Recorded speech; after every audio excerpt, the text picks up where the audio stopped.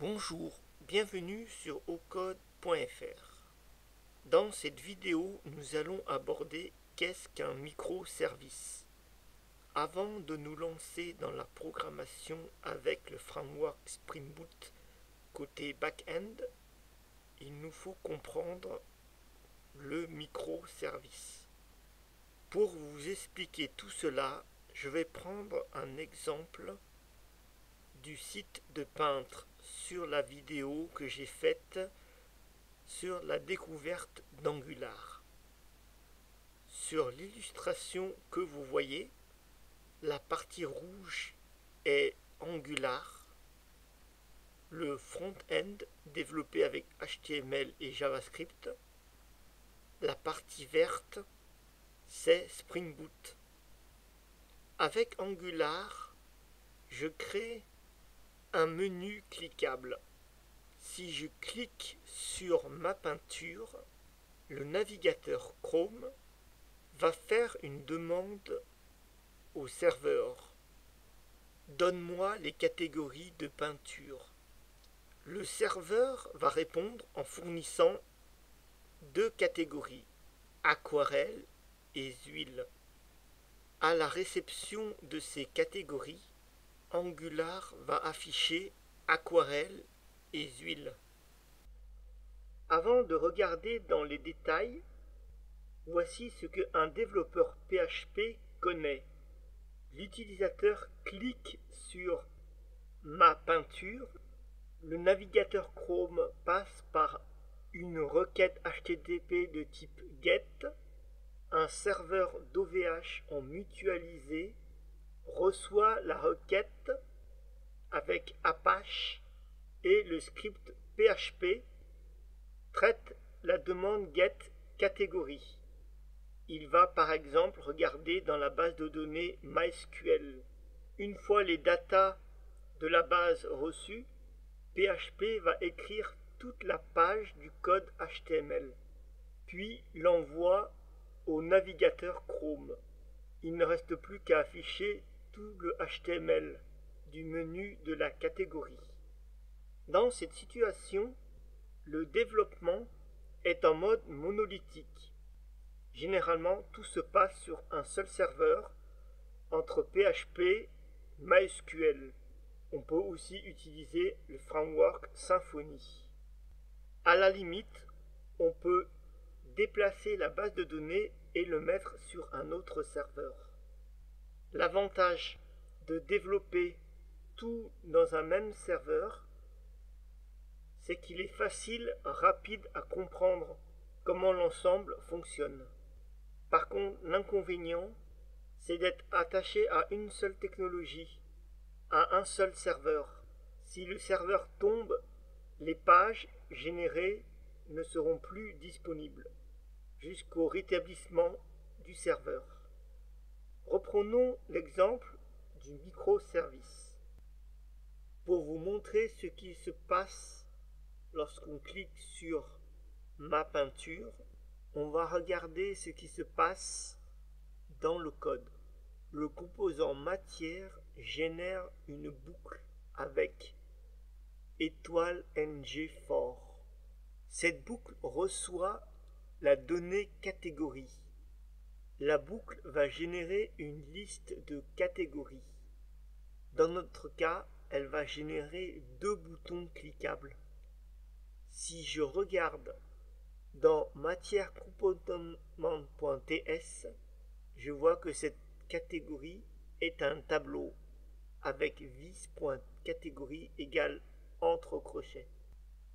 En rose, j'ai encadré console.log data.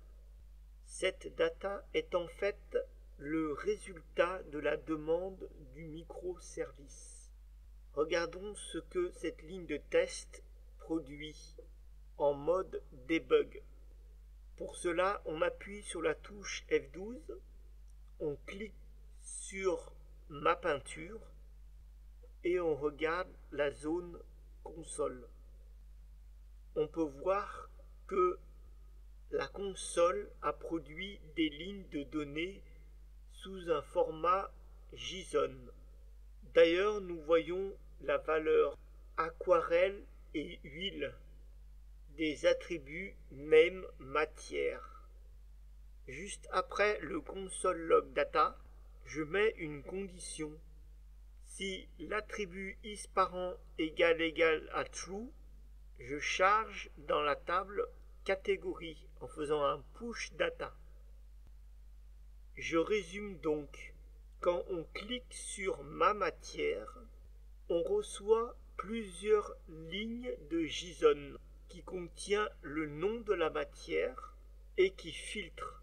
Tout cela passe par la boucle ngFor et Angular nous aura généré deux boutons. Le bouton aquarelle, le bouton huile. Le microservice ou web service reçoit donc des données brutes. Toute la gestion du HTML est générée par le front-end. Le back-end ne fait que de donner des données brutes, ce qui allège le serveur. Maintenant qu'on a un aperçu des données d'un microservice, on va regarder d'un peu plus près ce qui se passe à l'intérieur du serveur Spring Boot. Au moment où je vais cliquer sur ma peinture, Angular va consommer le microservice qui va me fournir la catégorie des peintures. Pour comprendre ce qui se passe sur mon serveur, je vais m'y connecter et avec la commande telf, je vais pouvoir savoir ce que notre client demande. Avec la commande de Windows, je vais dans le terminal, je vais me connecter en SSH. Une fois rentré dans mon serveur, je vais taper la commande telf /var/log/nginx/access-log. Dans le terminal de Windows, nous voyons toutes les requêtes que demande notre client. La première ligne que j'ai surlignée, nous voyons une demande de type GET du protocole HTTP 1.1 qui a été faite par le client avec l'adresse localhost de .4200. Cette requête est en fait le nom du bouton à cliquer qui est ma peinture. En dessous, nous voyons une autre requête de type GET, sommaire search by route rt égale peinture. C'est cette requête qui est notre microservice qui va dire au serveur donne-moi les catégories de peinture que tu possèdes. Côté client, nous pouvons voir cette demande. Pour cela, dans l'onglet Network, dans la zone en bas à gauche, Name, nous pouvons voir la requête. Je l'ai sélectionnée en bleu. By route, rt égale peinture. En cliquant sur l'onglet Réponse, nous avons la donnée brute JSON que nous renvoie le serveur. Ce JSON nous indique tous les éléments de notre API Spring Boot. D'ailleurs, si je clique cette URL dans le navigateur sans passer par Angular, nous pouvons voir le résultat brut. L'API peut bien sûr cacher cette demande de type GET en configurant Spring Boot. Je vais vous ouvrir le code source de mon serveur sous Visual Studio. Pour cela, on fait New Windows et Open. Nous voyons l'architecture Maven de mon projet de l'API qui fournit le nom des sommaires et le nom des matières. Voici la classe sommaire repository.java. Dans cette classe, j'ai encadré le décorateur @rest ressources path égale byroute qui indique que si je reçois une requête de type GET qui contient le chemin byroute, je fais appel à la méthode findByRoute. auquel je mets un paramètre RT et j'injecte en paramètre nameSommaire. C'est exactement notre requête au code.fr/sommaire/search/byroute .rt égale peinture.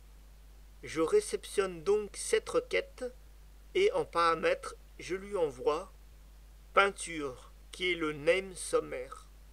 Si je regarde la classe sommaire, je peux constater qu'il y a 3 attributs. Le name sommaire, la route et une collection de matières. Dans notre cas, la matière, c'est aquarelle et huile. Ce sont donc des données qui se trouvent dans la base de données de mon serveur dans MySQL. Mais il peut très bien être rangé dans une autre base. Regardons ce qui se trouve dans l'entité matière. Dans notre cas, j'ai 2 matières, la matière aquarelle et la matière huile. Si je regarde la classe de l'entité matière, j'ai effectivement implémenté la classe qui contient le name matière, la route et l'URL miniature. Et je fais aussi appel à un autre attribut s'il est parent avec private boolean isParent. Souvenez-vous, dans le JSON, nous avons un attribut qui se nomme isParent égale à true ou false. Dans votre console Chrome, lorsqu'on clique sur l'onglet Headers, nous voyons les types de requêtes qui sont acceptées: get, post, delete, put, option et patch. Si le client et le serveur respectent ces noms des requêtes, qui sont normalisés, qu'on appelle cela des verbes, c'est une API RESTful. Une API contient des liens qui peuvent amener à d'autres microservices. Dans notre exemple, il nous propose que pour accéder à la matière, il faut aller dans https://ocode.fr/sommaire/1/matière. On peut imaginer par exemple que pour obtenir des images, on fait une requête sur un serveur qui ne gère que des images. Pour obtenir du son, un serveur qui ne gère que le son. La liste des matières qui ne sera que gérée par un autre serveur.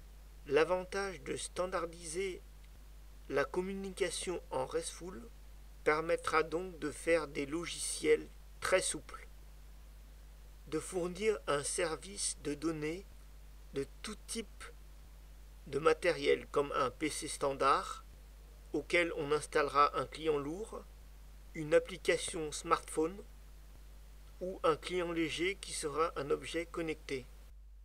Il y a beaucoup de choses à dire dans les microservices. J'ai fait cette vidéo pour essayer de montrer comment fonctionne un microservice à travers un exemple concret.